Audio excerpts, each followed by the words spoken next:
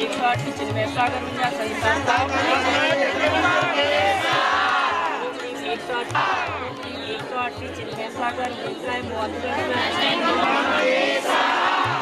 108 चिन्मय सागर विंध्या 108 चिन्मय सागर विंध्या मोक्ष प्राप्त 108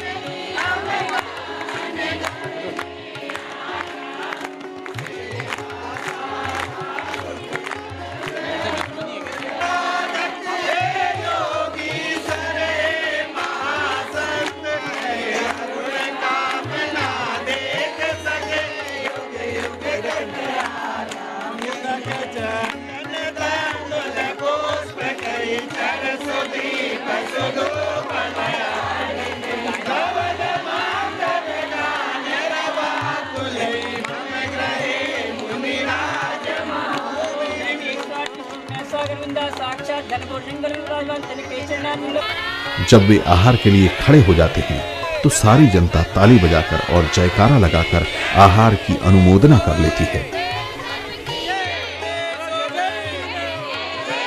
दूरदराज से आई जनता एवं जंगल में होने वाली आहारचर्या का ये दृश्य देखकर सभी आह्लादित हो रहे हैं।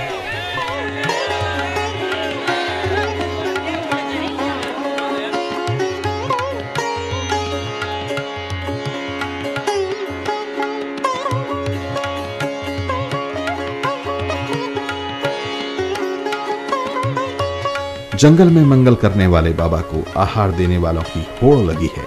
सभी कतारबद्ध होकर आहार देते जा रहे हैं। 24 घंटे में एक बार वो भी खड़े होकर अपनी अंजलि को ही पात्र बनाकर आहार करने वाले धन्य हैं ये तपस्वी पात्र।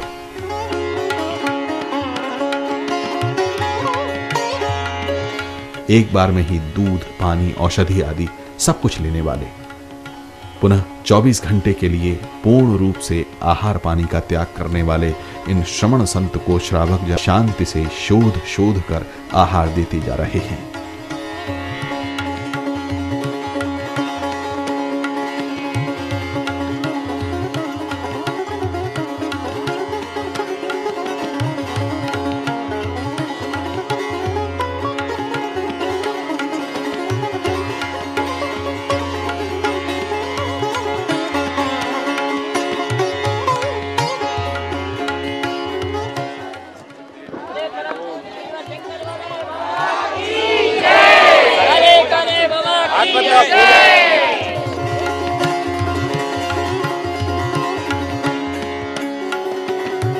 जंगल वाले बाबा के आपने दर्शन करके आपको कैसी अनुभूति हुई?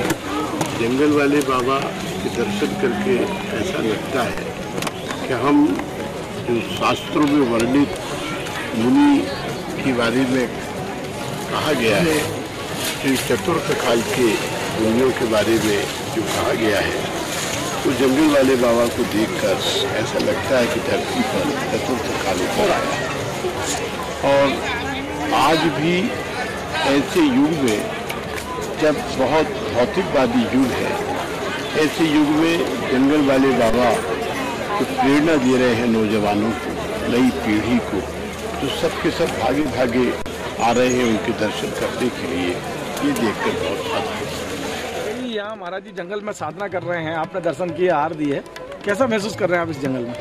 साहब ये तो चौथे काल में जो साधुओं की चर्या होती थी, जंगलों में उनका विचरण करना, जंगलों में साधना करना, जंगलों में आहार लेना, मतलब ये साक्षात चौथे काल के दर्शन पंचमे काल में हो रहे हैं। ये तो हो भाग्यशाली हैं अपन सब लोग कि मतलब जो अपने जंगल वाले बाबा चिन्मय सागर जी के दर्शन आज प्राप्त हुए। हम तो धन्य धन्य हो गए। और ऐसे गुरु के शिष्य हैं जिनकी कीर्ति पूरे हिंदुस्तान में फैली हुई है। घर पे अगर कभी विचार करो तो अपन सिहर उठेंगे अपने आप में। कितनी ठंड, जंगल, बिल्कुल घना जंगल, अतिशय ठंड हो जा सकती है। लेकिन उस ठंड में इस समय अगर अपन सोचो कि वो मुनि कैसे रहते हैं, तो मन ऐसा हो जाता है, बिल्कुल द्रवित हो जाता है उनके लिए। एक और अंदर से इतनी श्रद्धा बढ़ जाती है कि गुरु का तप यहीं देखने मिलता है। सच्चे जो तप है वो जैन साधु में आप देख सकते हैं, क्योंकि वो कुछ भी चीज़ साथ में नहीं रखते हैं। और उसके बाद जो मिले जो है जो हो जाता है उनका आहार हो जाता है। दिन भर कुछ नहीं लेते हैं, दूसरे दिन ही आहार होता है उनका। तो बहुत ज़्यादा अगर आप सच्चे मन से सोच के एक बार अगर कोई देखे व्यक्ति, साधारण कुछ भी उसका देखे, तो उसको महसूस होगा कि हाँ ये तप है, सच्चा तप। वैसी साधना के दर्शन कराने का सौभाग्य हम सबको दर्शन का लाभ हमको मिल रहा है।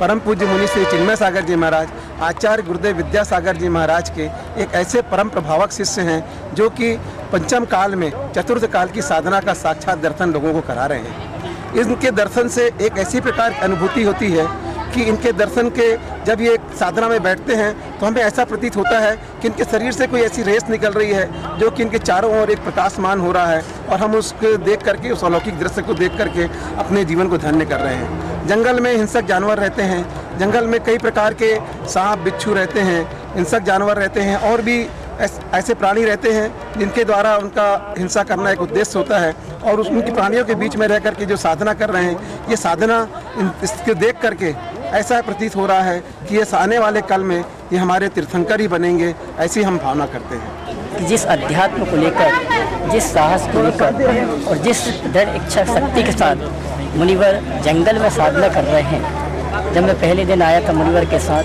तो जंगल में बहुत डरावनापन सा लगता था, भयानक लगता था, लेकिन मुनिवर ने अपनी साधना तप और लेखनी के माध्यम से ऐसा आभा मंडल प्रस्तुत कर दिया है कि उस जंगल में कोई भी जाए लेकिन डरावना और भयानकता उसको नहीं लगती। ऐसा लगता है कि साक्षात सम्यक दर्शन का आज कोई उदाहरण देखना है। सम्यक दर्शन के जो 7 गुण हैं, ये लोक है, परलोक है, ऐसे 7 लक्षण इनके अंदर देखने में मिलते हैं और लगता है कि साक्षात सम्यक दृष्टि जीव आज इस पंचम काल के तब समय में परिभ्रमण कर रहे हैं, और ऐसे साक्षात चिन्मय सागर जी को देख करके मन अत्यधिक प्रफुल्लित होता है। आप परेशानी की बात कर रहे हैं, ये तो मेरा अहो भाग्य है। ऐसा भाग्य किसे मिलता है? शायद कोई ऐसा पुण्य कर्म उदय में आया है जो आज मेरे उदय में आया और मुझे ऐसा सौभाग्य प्राप्त हुआ और मैं ये काम कर पाई। भयानक घनघोर जंगल में उनकी साधना देखकर तो आश्चर्य लग रहा है। ऐसा लग रहा है जैसे चतुर्थ काल में साधु जंगलों में साधना कर रहे थे। ऐसा पुराणों में हमने हमेशा पढ़ा है, वही सब सीन याद आ रहा है कि इसी प्रकार चतुर्थ काल में भी साधु इसी तरह साधना करते रहे होंगे। इस तरह की साधना जिस तरह महाराष्ट्र जंगल में करते हैं, दिल्ली में शायद ही कोई साधु हो जो इस तरह की साधना करते हो, और ऐसी साधना देखने का मौका हमें दिल्ली में तो शायद इस जन्म में मिल ही नहीं सकता। और महाश्री की साधना से ही प्रेरित होकर मैं उनके दर्शन के लिए बारंबार यहाँ पर आता हूँ, और यहाँ पर आकर मुझे विशेष शांति का अनुभव होता है। गुरुदेव की तपस्या को देखकर ऐसा लगता है कि जैसे किसी साहित्याचार्य की पंक्तियाँ हैं कि पथ में पथिक विश्राम कैसा, पथ में पथिक विश्राम कैसा, लक्ष्य तक पहुँचे बिना कदम बढ़ाते ही चलो, शीघ्र होगा सत्य सपना, शीघ्र होगा सत्य सपना। और उसी सपनों को गुरुदेव साकार कर रहे हैं। जंगल वाले बाबा के बारे में कहना ही क्या, इतना अद्भुत चमत्कार उनके द्वारा जो होता है वो वर्णन उसका नहीं किया जा सकता है। और जंगल बाबा जो साधना कर रहे हैं जंगल में रहकर, जंगल वाले बाबा जो जंगल में रहकर साधना कर रहे हैं, उनको देख के चतुर्थ काल मुनियों की याद आती है। तो इस जंगल की महानता है कि अब महाराज यहाँ है, इनका महान से अपन भी दर्शन यहाँ कर रही है। लेकिन जंगल में कैसे साधना करते होंगे? आपने कभी ऐसे मुनि और देखे इतने बड़े जीवन में? आपने कभी? हाँ, पहले चक्कर ही देखे महाराज के दर्शन यहाँ पे। चले कभी मुनि को जंगल में नहीं देखा? जंगल में नहीं करे कभी। महाराज बुला गया महाराज के कॉलोनी में, पर जंगल में नहीं गए। आपको कैसा महसूस होता है? यहाँ से एक बार देख ले देवता जिसकी तरफ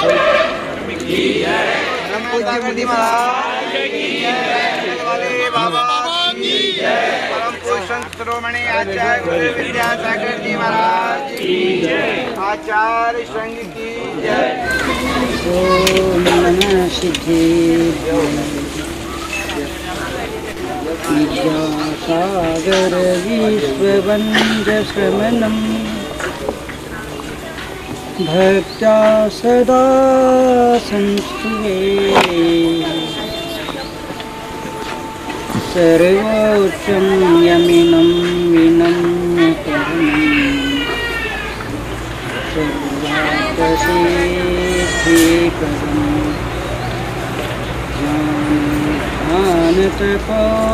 ज्ञानतपोऽपिरक्तमुनिपं विश्वस्य विश्वासनं साकारं श्रवणं विशा